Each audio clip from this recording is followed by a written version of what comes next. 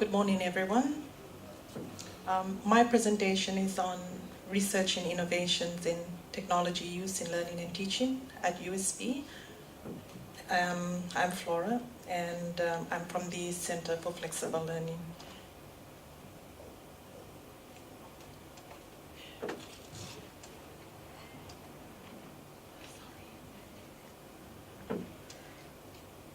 Okay, just an overview of the presentation. This research is like a mother research, and it involves smaller researchers, a number of smaller researchers, and it is currently underway. So this is, again, like Evan's research, it's a preliminary report on these researchers. First of all, I will present a literature review on the topic, and then I'll give a brief report on the project itself.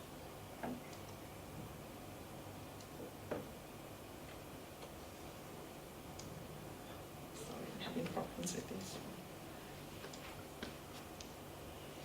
Okay, technology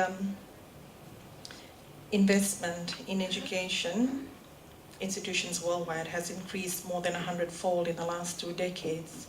Now, much of this investment is based on the assumption that technology-mediated learning environments provide opportunities for students to search for and analyze information, solve problems, communicate, and collaborate, hence equipping them with a set of competencies to be effective in the 21st century marketplace. According to the literature, there have been many success stories that show, excuse me, I need to wear my glasses. I thought I was able to go without it. Yeah, so according to the literature, there have been many success stories that show that when used properly, technology does lead to enhanced teaching and learning and has been changing classroom practices and learning processes.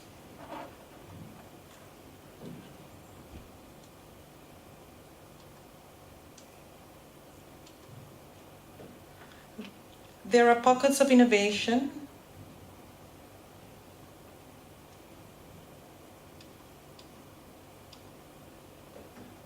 There are pockets of innovation occurring across the institution that needs to be identified, showcased, acknowledged, and assessed.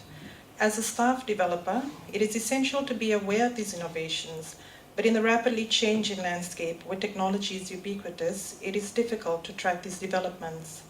It is important because one of the roles of CFL is to improve the effective use of learning technologies.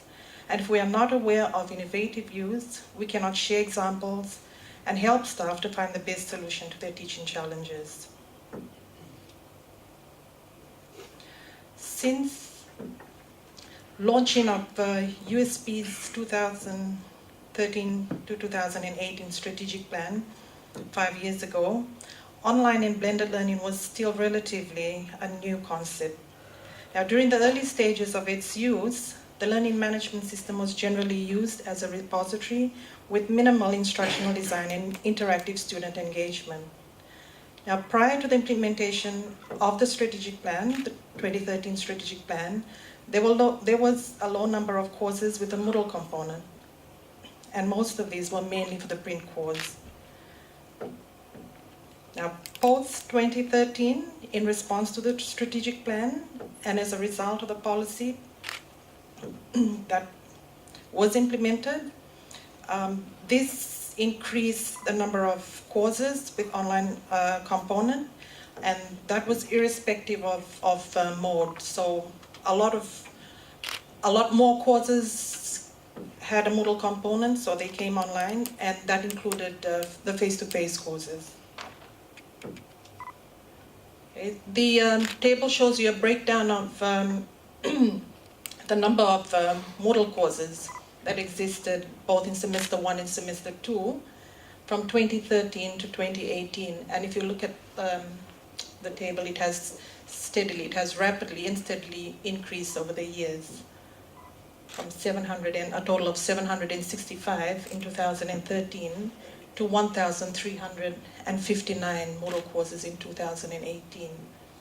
Now that figure alone is based on just the semester 1 and 2. It excludes the flexi courses during the flexi school.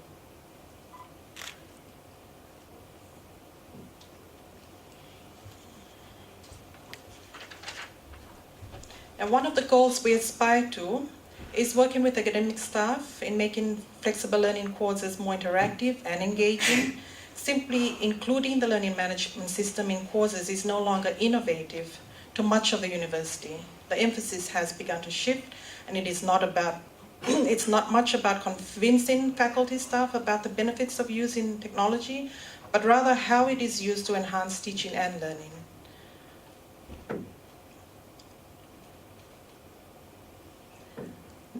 Now, what is innovation in technology? I thought I'd go back to this so that you understand what happens later. Now, according to the literature, innovation is defined in generic terms. One such term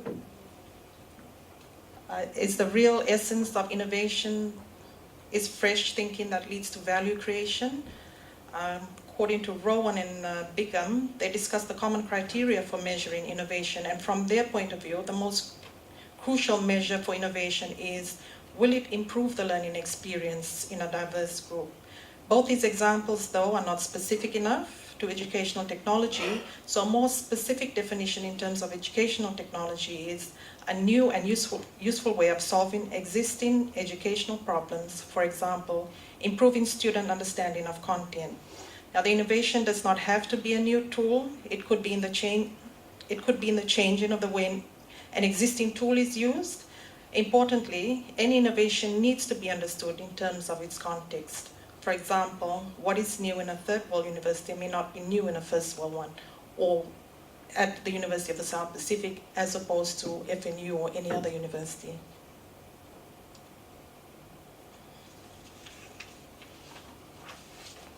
Okay, further on the literature, Salmon describes education technology as having gone through two stages. The first phase, when learning technologies was used as a new way of doing something familiar. Some aspects of teaching moves online, but essentially no underlying assumptions of pedagogical approach are changed. For example, a learning management system is introduced, and this in itself is considered an innovation. The second phase it describes is when technology is used in new ways not previously possible in the classroom, and learning technology combines traditional approaches to meet new objectives and purposes of teaching and learning. Now, this second phase is in progress as many universities, including USP, but it's complex and involves change at the individual practice level and possibly at the institutional level if exciting innovations are identified as possibilities for faculties. There is a need to stress the lack of institutional awareness on the many isolated examples of innovation where there is little reward, recognition, or support of systematic change or experimentation. Now, this results in a basic use of the online learning environment to post notices and store lecture notes. Many lecturers do not move beyond this point without specific help and do not see the pedagogical ability of educational technology. Now, learning technologies are not transparent and cannot in themselves achieve learning benefits. To do that, you need support and pedagogical input.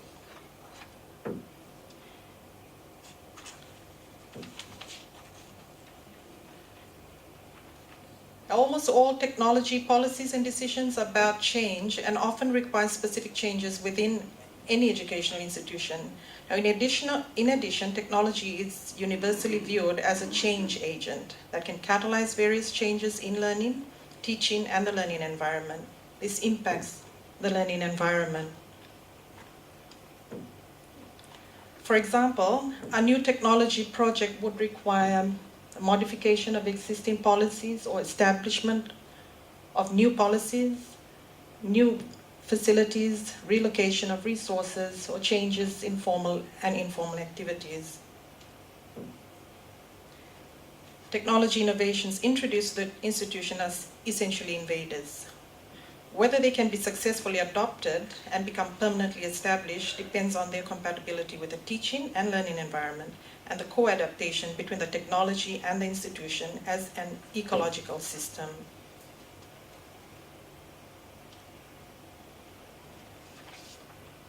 Now, USP system, if we were to look at it from an ecological perspective, consists of diverse components and various relationships. Now, in the complex socio-cultural environment of the institution, various groups and processes are closely connected with each other, both within and outside the institution, and they form a network of changes. Similarly, these groups or units, processes, and networks promote or hinder the learning of students within the school.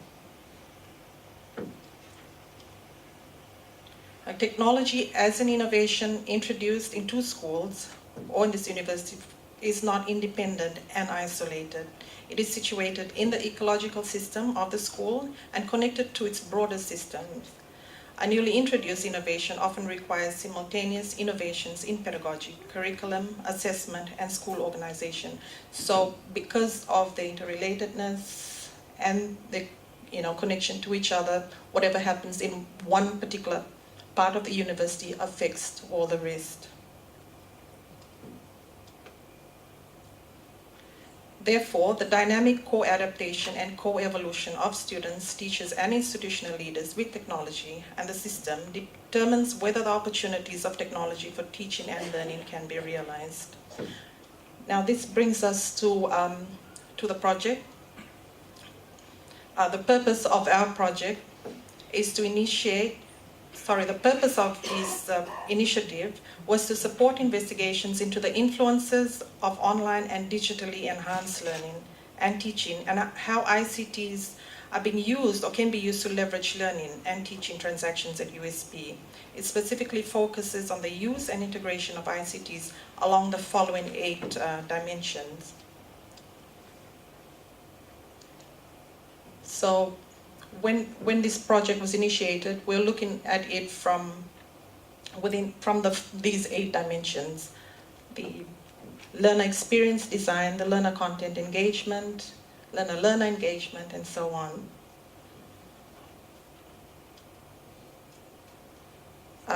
We decided instead of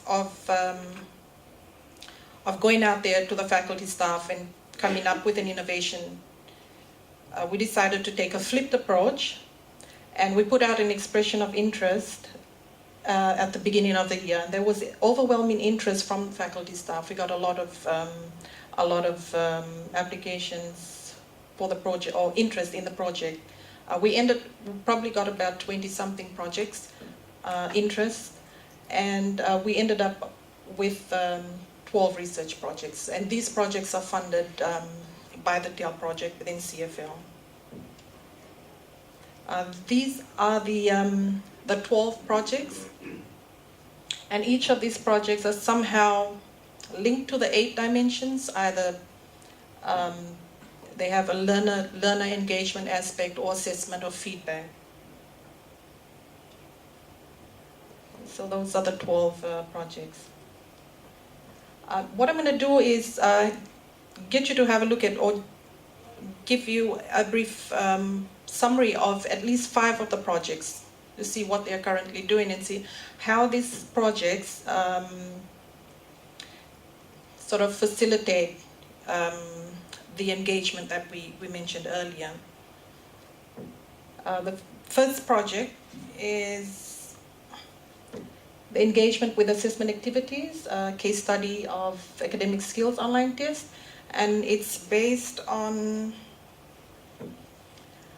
a generic course which has multiple modes, 3 modes, and it focuses on student engagement with both the assessment activity and with the content. So it looks at measuring the effectiveness of online tests and offered at an extensive scale. I believe it's about over 8 campuses.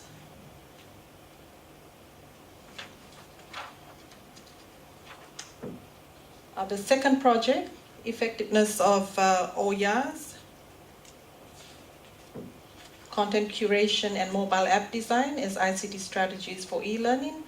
This is quite an interesting project because the project looks at a collaborative approach towards learning, and it provides a platform, for students to tap into their research skills through the process of data collection and the filtering of content or data themselves. It promotes for active engagement with the content, with the teacher. Okay, is that time's up? Okay, I'll just show you the other projects. Sorry. There's one on effectiveness of peers. So what they're doing is I think the underlying thing for all these projects is engagement and collaborative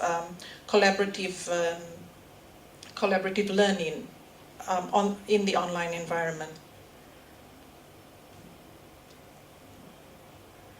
So yeah, so in conclusion, what I'm trying to say is that, innovation doesn't have to be complex, it doesn't have to be a big thing, you can start small.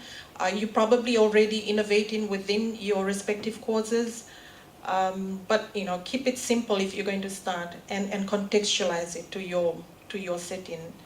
We probably need an ICT plan, and policies need to be clear so that we can come up with programs to support and have training or development for staff. And when we look at it, we need to look at a holistic view and think ecologically.